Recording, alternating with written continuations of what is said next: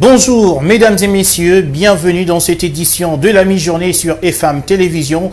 La proposition de loi portant révision de la loi électorale se trouve déjà entre les mains de la commission PAJ de la Chambre basse du Parlement après que la plénière a levé hier les options sur différentes thématiques proposées par le G13, ce groupe des 13 parlementaires qui avait claqué la porte de la plénière pour absence de débat de fond. Retour sur ce qu'a été la plénière de jeudi dans cet élément de Ruth Dinonzi.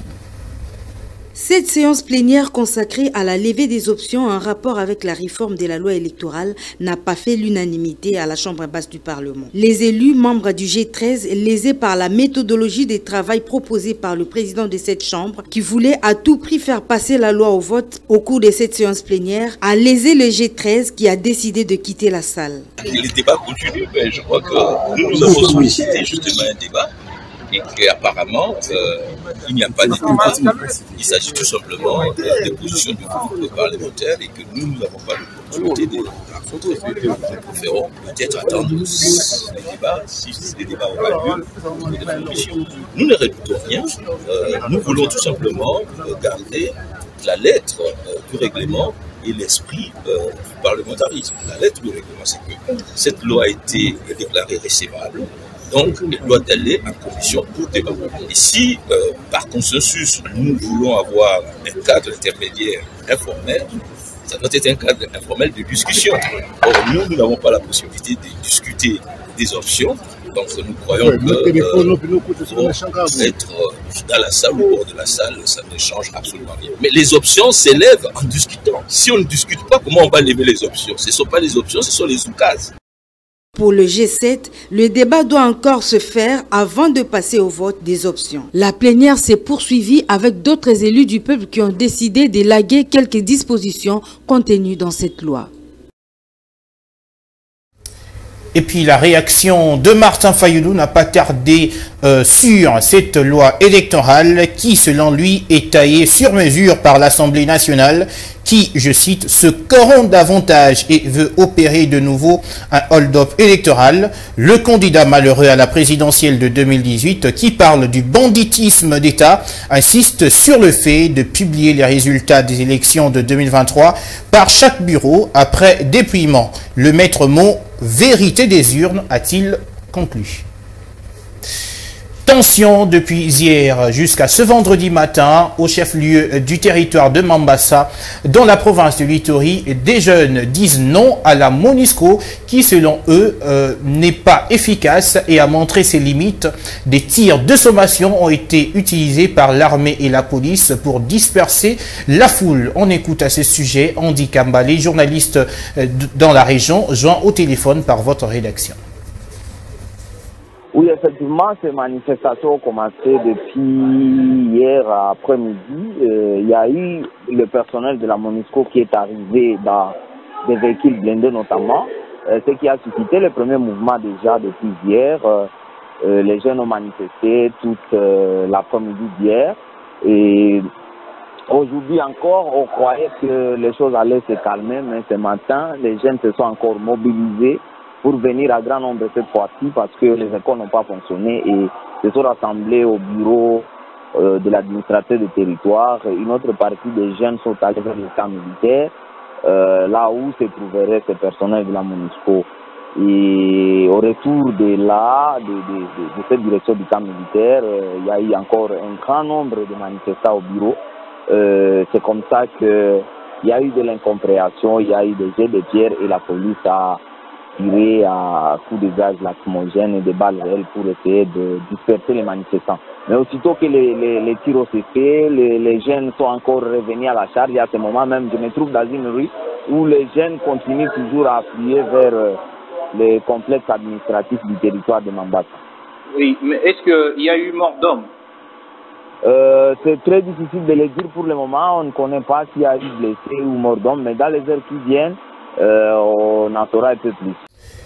Et puis l'heure a sonné pour revenir à la norme. Les officiers des FARDC vont être réarmés pendant 2 jours sur leur éthique et déontologie en vue de se conformer à l'esprit même de leur métier. Cela se fera au cours d'un séminaire atelier lancé jeudi par le président de la République depuis l'amphithéâtre Mobutu Sese Seko du Centre supérieur militaire à Kinshasa. Commentaire.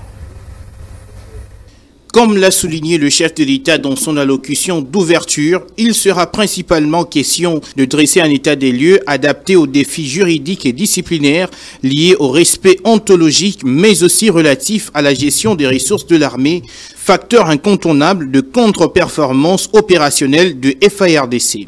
Un mot-clé qui est revenu dans le discours du président de la République, c'est la discipline. Le chef de l'État, qui a remercié le ministre de la Défense, promoteur de cette initiative, dit attendre de chacun des officiers, comme de tous les militaires, je cite, des hommes nés de nouveau, vivifiants, insufflés d'un nouvel esprit, aptes à accommoder au nouvel ordre mondial qui s'impose à tous. Fin de citation. Auparavant, le chef d'état-major général, le général d'armée Mbala Moussanse Célestin, avait dans son mot de bienvenue fait savoir que ce séminaire, je cite, fait suite aux efforts consentis pour le réarmement tant moral que capacitaire des cadres du commandement issus de la réorganisation des unités FARDC entreprises par les forces terrestres, focalisées au profit de 136 finalistes de ECM, session spéciale de Kitona, avant leur déploiement. Fin de citation. Pour sa part, le ministre de la Défense nationale, le Dr Gilbert Kabonda, estime que ce séminaire cible 2 catégories de personnes, entre autres, les membres du club de l'homme congolais inchangé et l'officier resté patriote de bonne moralité, travailleur mais peu connu. Procès 100 jours, plus personne à la prison centrale de Makala, comme c'est co-accusé. Le Libanais Samir Jamal a également obtenu la mise en liberté provisoire par la Cour de cassation mercredi. Détail, c'est dans cet élément. Procès caméré, à l'allure où vont les choses, pas de surprise. Le Libanais Samir Jamal, co-accusé de Vital Kamere, ancien directeur des cabinets du président de la République, Félix Tshisekedi, dont les dossiers de détournement des fonds dans le cadre du programme 100 jours, vient de bénéficier ce mercredi d'une ordonnance de mise en liberté provisoire au niveau de la Cour de cassation. Comme l'accusé principal à ces dossiers Vital Kamere, Samir Jamal, qui s'est toujours innocenté dans cette affaire de détournement des millions de dollars américains, va désormais respirer l'air frais hors de la prison centrale de Makala où il a passé plus de 2 ans. Vu que la Cour de cassation a retourné le dossier à la Cour d'appel de Kinshasa-Gombe pour un nouveau jugement, l'homme d'affaires impliqué spécifiquement dans les dossiers des maisons préfabriquées n'a pas encore vu le bout du tunnel. Il s'y est dénoté que Vital Kamere était condamné en appel à 13 ans de travaux forcés alors que son co-accusé Jamal est copé de 6 ans de travaux forcés contrairement au premier juge qui les avait tous condamnés à la même peine de 20 ans de prison.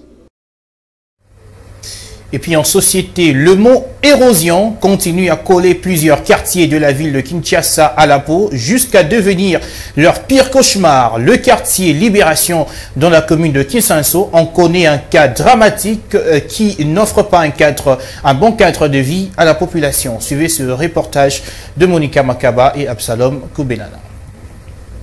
Difficile d'arriver aisément à la maison pour la population du quartier Libération. Le chemin obligé pour rentrer chez soi, c'est entrer dans cette érosion qui, par ailleurs, constitue une grande menace pour les habitations, dont plusieurs ont été engloutis par ce ravin. Une situation qui attriste les habitants de la région.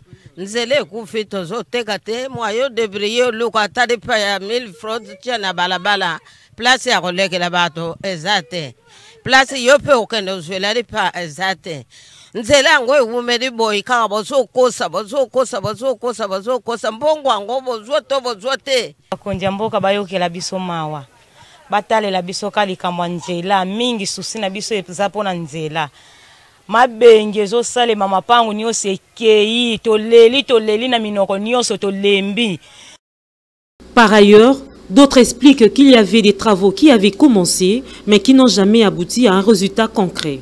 Aussi, la population veut que les travaux reprennent afin de leur permettre de mieux vivre dans leur région. Nzela oyo babadai ko sala yango mais ba arrêter ko sala yango batiki tala bebulema soko tali sous en face ko kitala yango boy na sekuna ba baby si banda ko ebele bomina bato ebele ba perdre ba faille na bango pour Nzela. Vraiment construire sans terminer l'œuvre c'est détruire.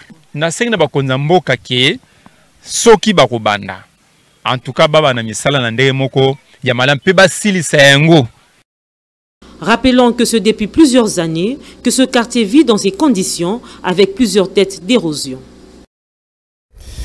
Mesdames et messieurs, c'est l'heure de la revue de presse. Esther est avec moi sur ce plateau. Bonjour Esther. Bonjour Patrick. Est-ce que vous êtes prête pour la lecture de journaux? Très prête. Alors, c'est parti mesdames et messieurs.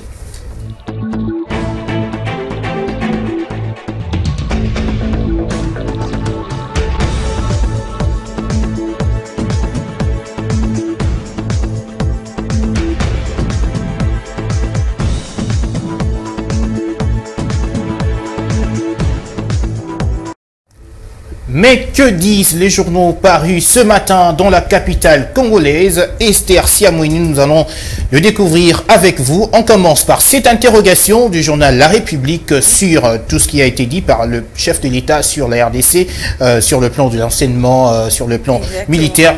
Félix Tshisekedi, un aveu d'échec, Esther. Exactement, Patrick, tu l'as dit, le quotidien d'information parle des propos du chef de l'État tenu à Abidjan. Il écrit, faisant état l'exagène et faisant ainsi plutôt l'exagèse de la situation. Le président de la République a cité entre autres la complicité de certains éléments de l'armée nationale et de la police dont le trouble est dénoncé. Poursuivant son speech, Félix Tshisekedi a également épinglé les niveaux trop bas de l'enseignement au pays en raison notamment de l'absence d'enseignants qualifiés. En effet, poursuit le journal, on peut s'interroger sur la valeur d'un parent qui lâche continuellement les larmes devant le drame qui frappe ses enfants. C'est depuis plus de 3 ans que Félix Tshisekedi préside aux destinées du Congo démocratique. Depuis tous ces temps, l'on est immergé de ces discours descriptifs sans que le terme le pointe à l'horizon. En clair, écrit le tabloïd, un chef prend le taureau par ses cornes afin d'apporter des solutions durables aux écueils sous les jougs desquels ploient ici ses administrés.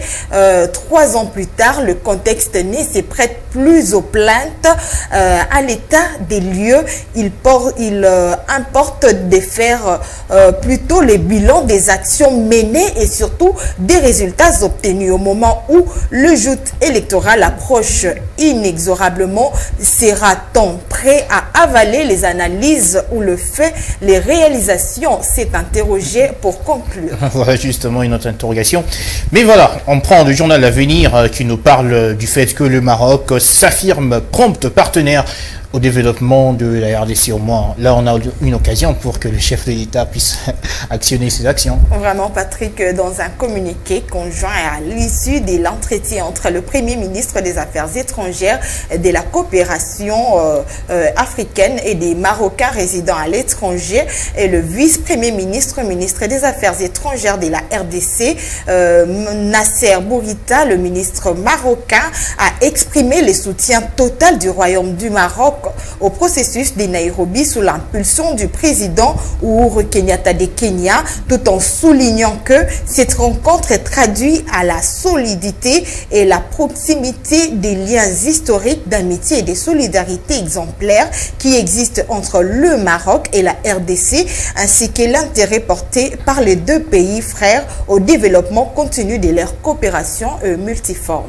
Justement, alors, on revient sur cette alerte. Le journal La République alerte la RDC sur le fait que la ville de Goma est visée par une attaque terroriste. L'alerte est de l'ambassade des États-Unis. Exactement, Patrick. C'est dans une note publiée sur son site internet hier jeudi 12 mai 2022 que l'ambassade des États-Unis informe les citoyens américains qu'il existe un risque d'attaque terroriste sur un ferry non spécifique défi jusque-là au départ de Goma, province de Nord Kivu, en raison de la criminalité, des troubles civils, du terrorisme, des conflits armés et des enlèvements. Et comme action préventive à prendre, allais-je dire, les États-Unis conseillent les citoyens américains présents à Goma ainsi que les Congolais à éviter les foules, les manifestations, à rester vigilants dans les endroits fréquentés par les terroristes occidentaux et surtout à surveiller les médias locaux pour le mise à jour. D'accord, l'alerte est alors lancée. Merci beaucoup Esther Siamoini pour cette lecture de journal. Merci.